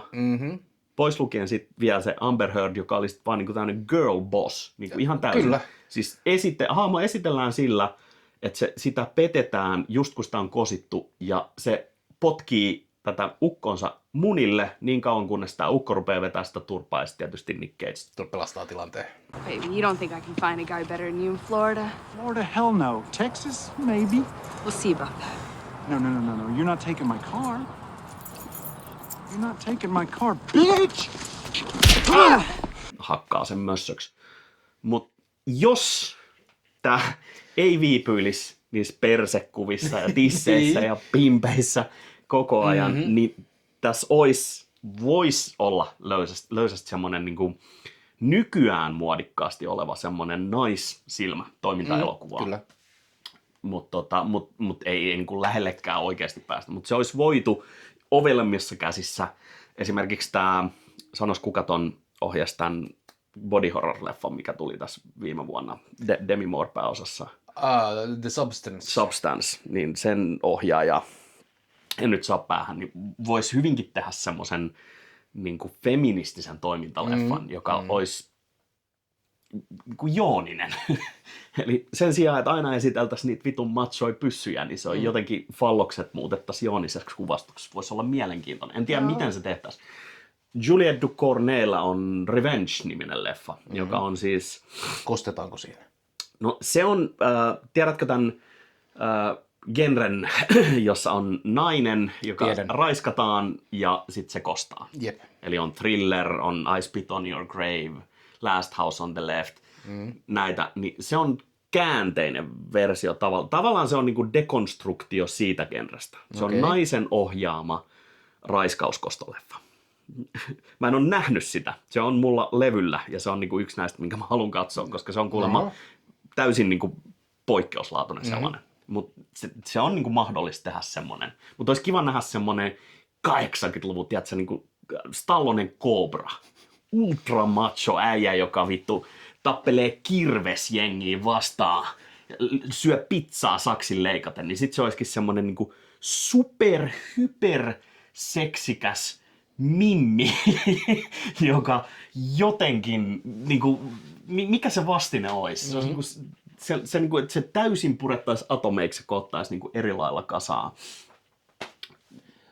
Koska kaikki ne kasarilla tehdyt tämän tyyppiset leffat, missä on nainen, niin ne on miehen silmälle tehty 100%. Kyllä. Joku Red Sonja, Brigitte Nielsen stringeissä tappelemassa huonosti ja sit Arska tietysti kertomassa, että no on tässä tää mieskin mukana, että saatana. Niin kuin tämän tyyppistä. Että se on semmoinen niin kuin missattu potentiaali. Mutta tässähän olisi niinku, sitä mä mietin leffan aikana, että okei, nyt tulee tää loppuhurjastelu. Mikä on meidän sankarittaren rooli? No se otetaan sivuun ja se ei tee mitään. Joo, se tulee paikalle ja sitten siitä tulee äiti. Joo, viime hetkellä se jätetään pois siitä taistelusta. Miks? Ja se pääsee Mitä tasan vittua? heittämään sen pippelin sille John Miltonille, eli tää Godkiller-tykki, joka on muuten aivan älyttömän hieno. Mitä siinä luki? Deus? Ootas. Oho. 3D. 3D. Deus Velox Nix. Jumalan nopea kosto. Oho. God's swift judgment. Death. Joo. Jumalan äkkipikainen kuolema. Kuoleman tuottamus. Mutta siis 5 vai 6 piippuinen revolverikivääri, joka ampuu vaan yhdestä piipusta, jos se on mekaanisesti mitään Mut järkeä. se näyttää hyvältä. Mutta kun se ampuu, niin sieltä tulee semmoiset niinku skriptuura tekstit ja semmoinen joku niinku Davidin tähti tai joku, että se pentagrammi ja sit niinku, no se yhden kerran kun se osuu ihmiseen ekaksi, niin se lentää trailerin läpi ja räjähtää.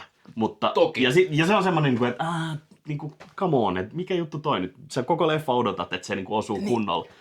Mut sit, kun se vihdoin osuu JK:hon, niin se vittu lentää taivaalle krusifiksi asennossa ja Jumalan armon valossa räjähtää palasiksi 3D:nä. Ja sit leukaluut ja kallo lentää ruutuun. Ja pilvet siellä taustalla vielä. Joo, siis niinku hillittömän överi paska-efekti, mutta just se, mitä se tartti se kohtaus. Se oli se money shot. No, money shot hyvin pitkälti.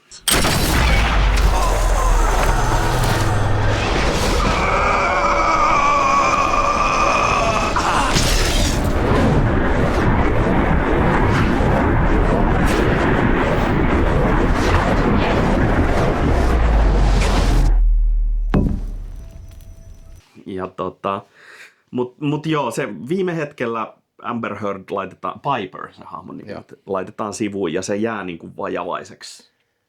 Mut ei taas semmonen leffa, millä kukaan mitään halunnut sanoa. Ei. Paljon potentiaalia. Monessa asiassa on niitä mytologiaheittoja, on niitä niin kuin mielenkiintoisia asioita, joita oltaisiin voitu ajokohtauksia, jotka olisi voitu tehdä paremmin läpi, jotka olisi voitu viedä maaliin paremmin. Kommentaaria yhteiskunnasta poliisin käyttämästä väkivallasta. Ja, niin kuin... Mutta loppupeleissä tämä jää semmoiseksi niin kalpeaksi aavistukseksi siitä, mitä tämä voisi olla. Suosittelen katsomaan, koska tällä saa oikein hyvän nauruillan kavereiden kesken. Joo. Ei pääkattaukseksi, mutta semmoisena niin kuin lämmittelynä jollekin niin kuin antavammalle kohellukselle. Kyllä. Ei samana päivänä kuin joku oikeasti hyvä leffa ehkä. Joo, ei. Siis... Itse asiassa nyt kun asiaa mietin, niin tiedätkö mikä elokuva tämä voisi olla? No. Tämä voisi olla Shoot 'em Up. Niin voisi. Jossa on siis myös... Hyvin samaa tyyliä. Jossa on myös panokohtaus, jossa päähenkilöt ovat toistensa sisällä tappaessaan Kyllä. muita. On. Tosin Sillä siinä erotuksella... näkyy mies alasti, mutta siinä on myös Monica Bellucci, joka tietysti nostaa sen leffan. Shoot 'em Up on yksi mun lempparitoimintaa. Tiedätkö, mistä Shoot 'em Up on muuten filmatisointi? No. Siinä koko leffan ajan... Vittu, jos sä sanot Seven Samurai. Mitä se hahmo syö? Koko sen porkkanoita. Kyllä. Ja mitä se hokee koko ajan? En muista. What's up, dog? Se on siis 100% konseptitasolla Väiski Vemmelsääri tarina. Ja ihan siis by design. Okei, I can see that. 100 miljoonaa viittausta siihen. Ja siis ketä vastaan se taistelee?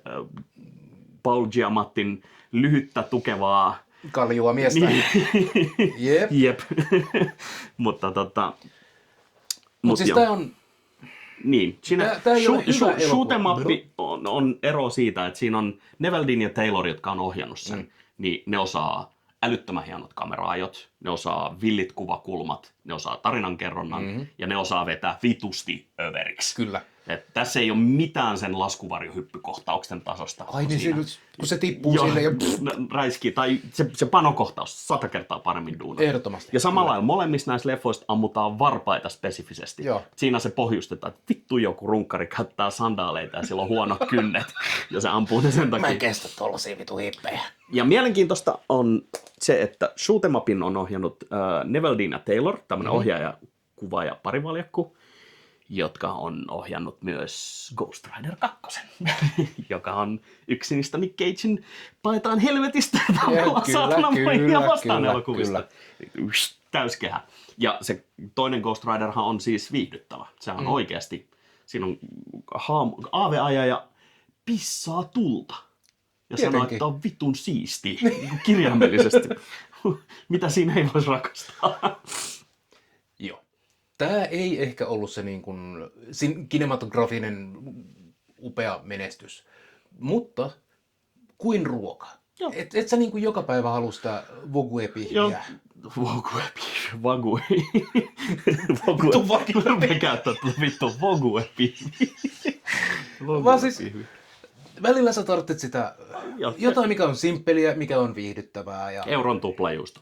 Just näin. Ja sä tiedät, että se tekee pahaa, mutta vittu se maistuu hyvältä sillä hetkellä. Tää viihdyttää sen illan, ei tää anna mitään muuta kuin sitä viihdettä. Ja joskus se on kaikki, mitä sä tarvit. Joo. Ja koska me nyt arvioidaan tulevaisuudessa aika monta Nick Cage-leffaa, niin mikä on Nick Cage-tukka-arvio? Mä sanoisin, että tässä ollaan niinku siellä ääripäässä. Tämä on niinku hirvittävimpiä hiuslaitoksia, mitä on elokuvaruudulle ikinä pahin, tuotu. Mutta hyvin vitun lähellä.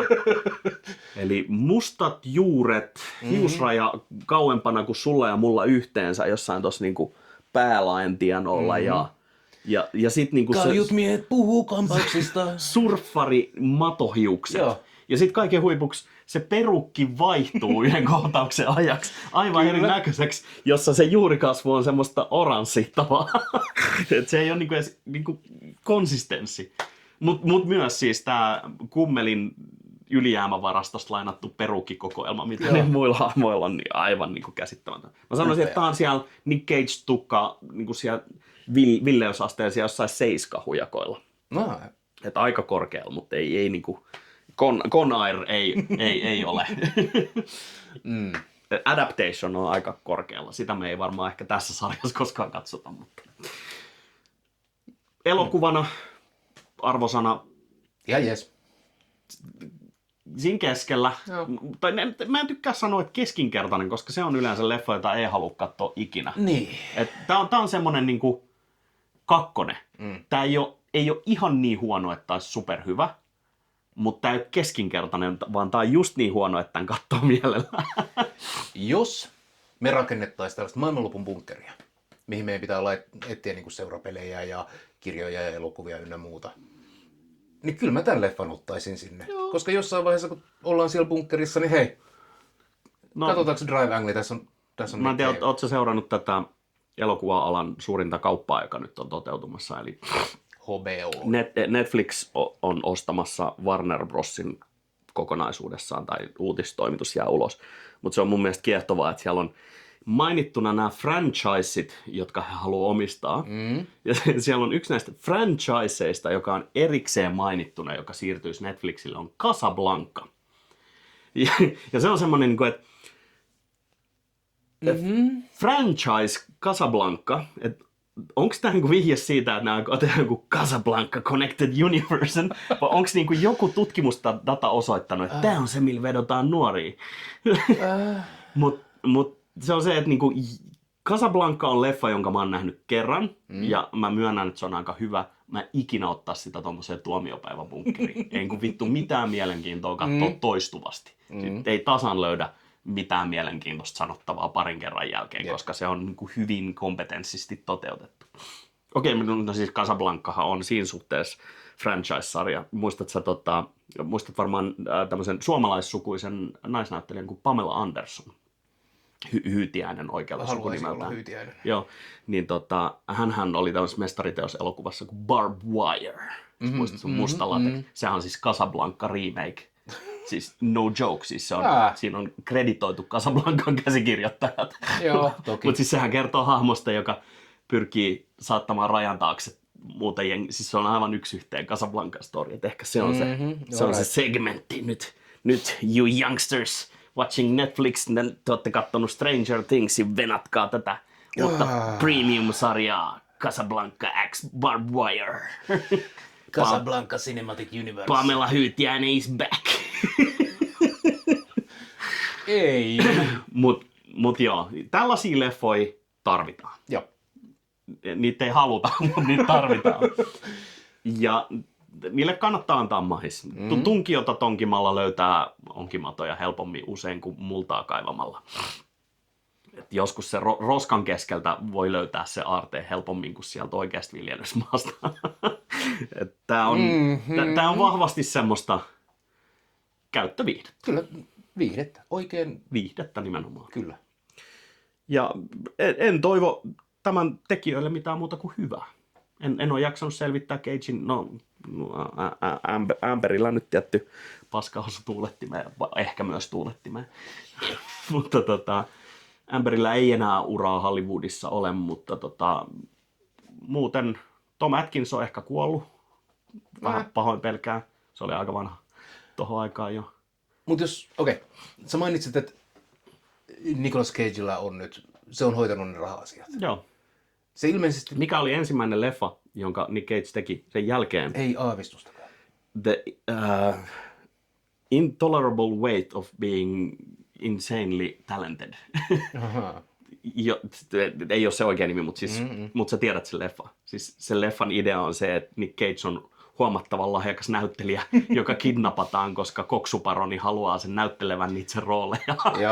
Joka on niin kuin metanarratiivi Nick Cageista elokuvassa, jossa on eri tavalla. Sehän on kirjoitettu siinä leffassa Nicholas Hall. Ja se niin kuin analysoi omaa uraansa vittuillen niille sen manereille. Ja taas se on hyvä esimerkki elokuvasta, joka ei saa vaihdetta silmään. Se oli aivan vitun jäätävä pettymys. Pari hyvää kohtaa, yksi hyvä meemivideo, missä Pedro ja Nicolas tuijottaa toisiaan autossa. Se on se meemi? Joo, juuri se.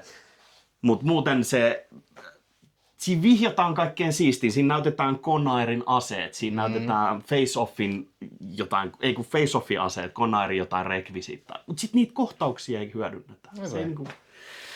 Mut se kuitenkin, se nollas paletin. Se kävi koko uransa Valkokankaalla läpi vittuillen omille meriteilleen. Ja sitten sen jälkeen se on tehnyt Longlegsin, Renfieldin. Ne on sellaisia leffoja, mitkä se on oikeasti halunnut tehdä. No tää on just se, koska minä haluaisin nähdä, että Cage pääsee tekemään niitä asioita, mitä se haluaa. Silloin selkeästi nyt, se on ilmiö, ja jos se pääsee siihen, että se pääsee niin kuin oikeasti elämään todeksi niitä niin kuin unelmia. Miehenä, joka tykkää törsätä rahaa vitusti, niin se varmasti haluaa tehdä rooleja, josta se saa rahaa vitusti. Kyllä.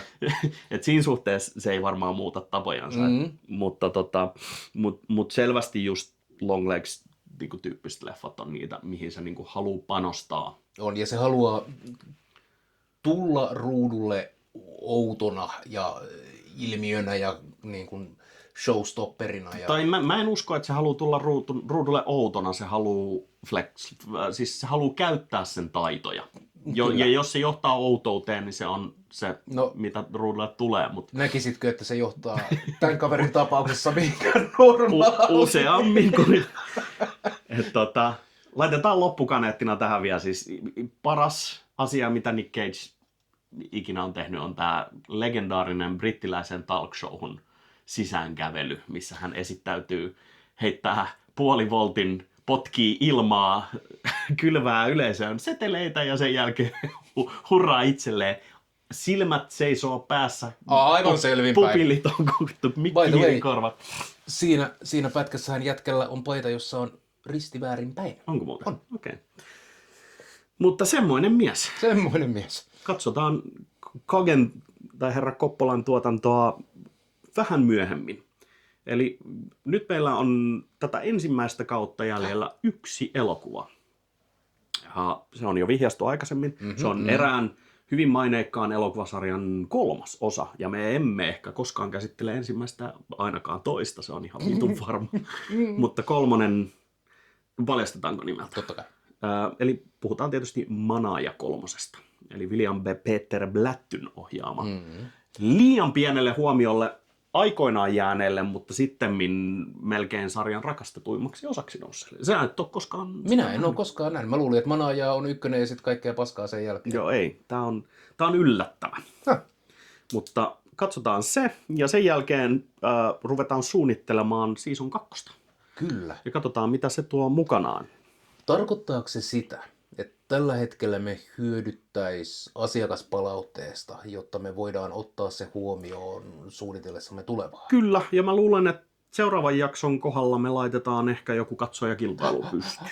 Mutta jos tässä vaiheessa jollain teistä tulee ideoita mieleen, mitä leffoja te haluaisitte nähdä meidän käsittelevän, mielellään perustelujen kanssa. Jos onnistutte löytää jonkun sellaisen leffan, jota kumpikaan meistä ei ole nähnyt, niin se olisi ihan huippujuttu. Niitä on varmasti paljon, mutta itse en juuri niitä pysty keksimään, koska en ole niitä nähnyt. Mutta ja kaikki muut parannusehdotukset, onko äänentasot, valaistus, joku muu, mistä haluatte motkottaa, niin laittakaa tuohon alle kommentteihin. Palataan ensi jaksossa varmaan tuossa vuodenvaihteen jälkeen tosi vasta.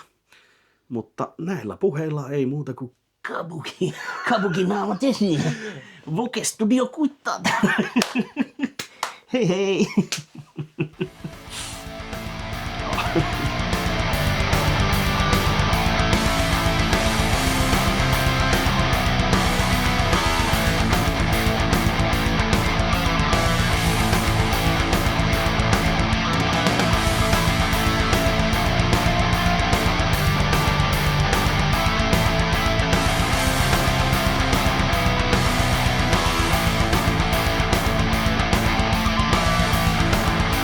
Mikä olisi niinku vielä siistimpää kuin paneminen ja tappeleminen? No, jos se niinku panis ja tappelis, ja sit se vetäis viinaa. Polttais sikari.